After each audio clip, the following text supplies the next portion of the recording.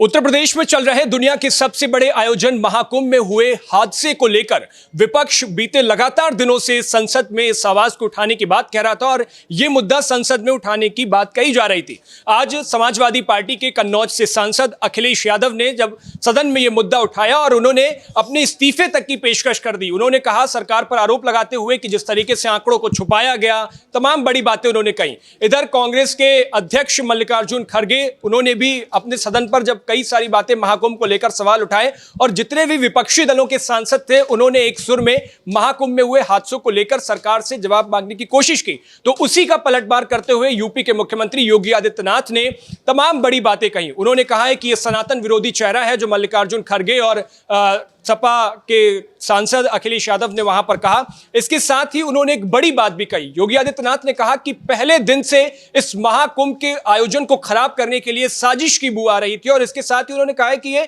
उनका जो बयान है वो गुमराह करने वाले बयान है। कांग्रेस महाकुंभ को लेकर के लगातार झूठ बोल रही है और अखिलेश यादव का चरित्र सनातन विरोधी है। ऐसी तमाम बातें योगी आदित्यनाथ ने कही है। आइए आप खुद सुनिए योगी आदित्यनाथ ने और कुछ क्या कहा। जहां एक और पूरा देश और पूरी दुनिया सनातन धर्म के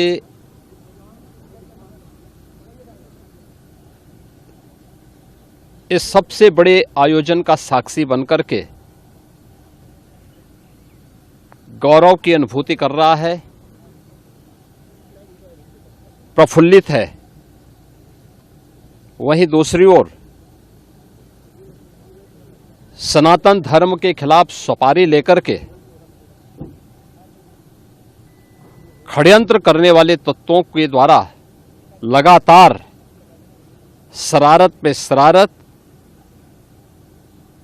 करते हुए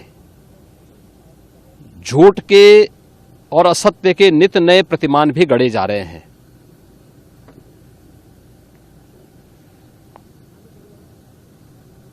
भारत के संसदीय लोकतंत्र की सबसे और सर्वोच्च संस्था देश की संसद में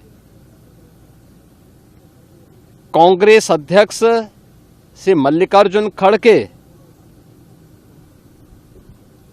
और समाजवादी पार्टी के अध्यक्ष श्री अखिलेश यादव का वक्तव्य इस ओर सबका ध्यान आकर्षित करता है। ये दोनों वक्तव्य न केवल इनके सनातन धर्म विरोधी चरित्र को उजागर कराता है बल्कि इनकी उस गिद्ध दृष्टि की ओर भी सबका ध्यान आकर्षित करता है जो लगातार इस महाकुंभ के खिलाफ पहले दिन से दुष्प्रचार कर रहे हैं। इनका ये बयान न केवल सनातन धर्म पर प्रहार है बल्कि निंदनीय भी है और शर्मनाक भी। कांग्रेस अध्यक्ष का यह कहना कि प्रयागराज कुंभ में मौनी अमावस्या के दिन हजारों लोग मर गए, हमें अफसोस होता है। एक इतना वरिष्ठ नेता, कांग्रेस देश की जो सबसे पुरानी पार्टी है, उसके अध्यक्ष से अपेक्षा की जाती है कि वो एक मर्यादित बयान देश की संसद में रखें और इतना गुमराह करने वाला बयान, झूठ पे झूठ। ऐसे ही समाजवादी पार्टी के अध्यक्ष का बयान, एक प्रतिस्पर्धा दोनों दलों में है, कौन कितना सनातन विरोधी वक्तव्य दे सके। ये कहना कि कोई आंकड़े नहीं दिए गए, यहां से प्रशासन से जो बयान जो आंकड़े दिए गए, उन आंकड़ों को मैंने भी सबके सामने रखा। घटना दुखद थी, हर व्यक्ति दुखित था और जितने क्विक रिस्पांस से मेला प्रशासन, police, NDRF, SDRF, civil defence, इन सब ने मिलकर के घायलों को हॉस्पिटल पहुंचाने का काम किया, अपने आप में एक मिसाल है। करोड़ों लोग प्रयागराज में उस दिन उपस्थित थे। ये दोनों दल चाहते थे और सनातन धर्म विरोधी चाहते थे कि बड़ा हादसा हो जाए। हमारी पहली प्राथमिकता थी कि किसी भी स्थिति में इसको हम जीरो हादसे तक लेके जाएं।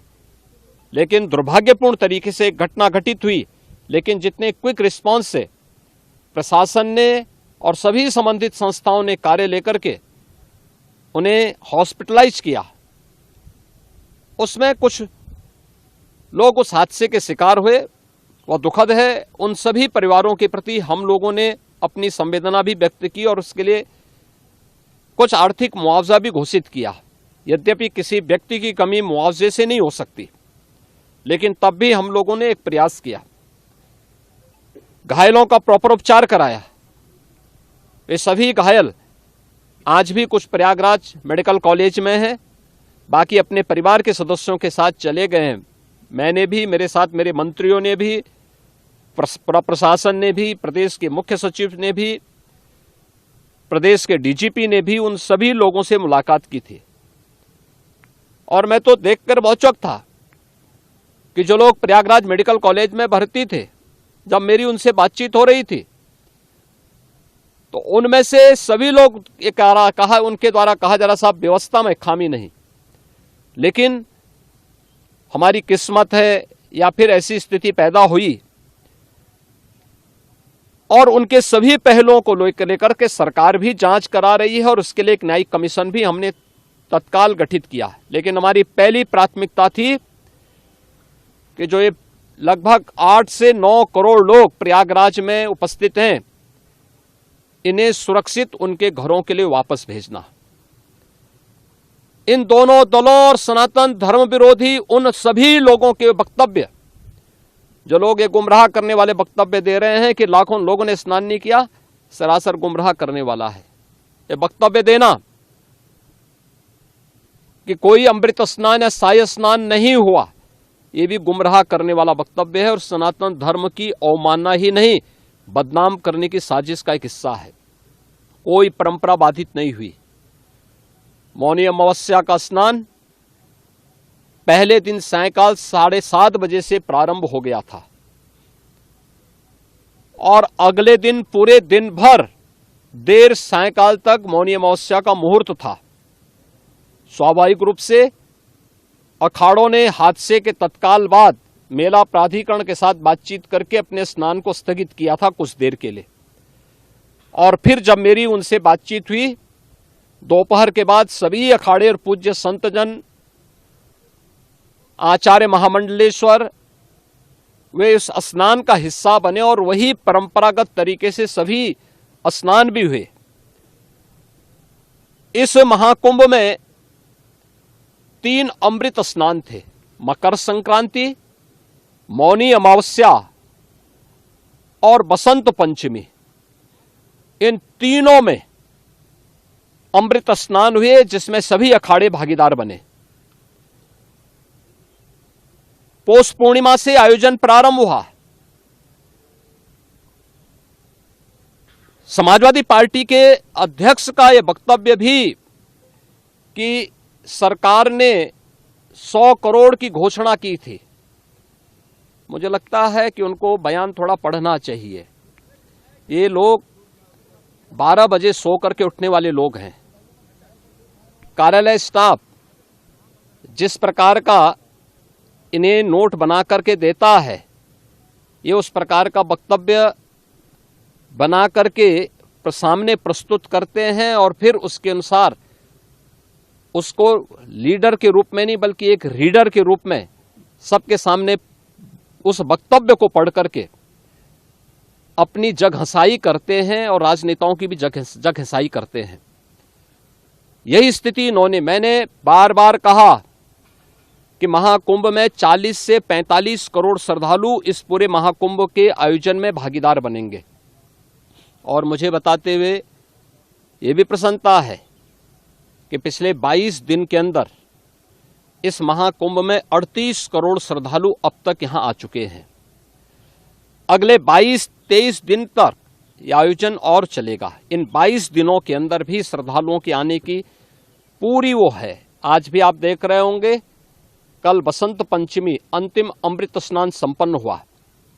माघी पूर्णिमा 12 फरवरी को और महाशिवरात्रि 26 फरवरी को होगा। करोड़ों की संख्या में देश और दुनिया का हर श्रद्धालु आना चाहता है। आज भूटान के महामहिम नरेश ने भी यहां पर अपने देश के तमाम लोगों के साथ में इस आयोजन में वे सहभागी बने। पूरी दुनिया आ रही है, लेकिन इन दलों ने जिन्होंने सनातन धर्म के खिलाफ सफारी लेकर के एक षड्यंत्र करने में लिप्त हैं, इनका षड्यंत्र कामयाब नहीं होगा। 29 जनवरी के हादसे की तह में हम लोग जाएंगे, षड्यंत्रकारियों को बेनकाब करेंगे और उन्हें सजा कैसे दिलाई जाती है यह आपने उत्तर प्रदेश के अंदर पिछले 8 वर्ष के अंदर देखा होगा। आगे भी आप इसको देखते रहिए। तो इस पूरे मामले पर आपकी क्या राय है? अपनी राय हमें कमेंट बॉक्स में जरूर बताइएगा। देश और दुनिया की बाकी तमाम खबरों के लिए देखते रहिए भारत एक्सप्रेस।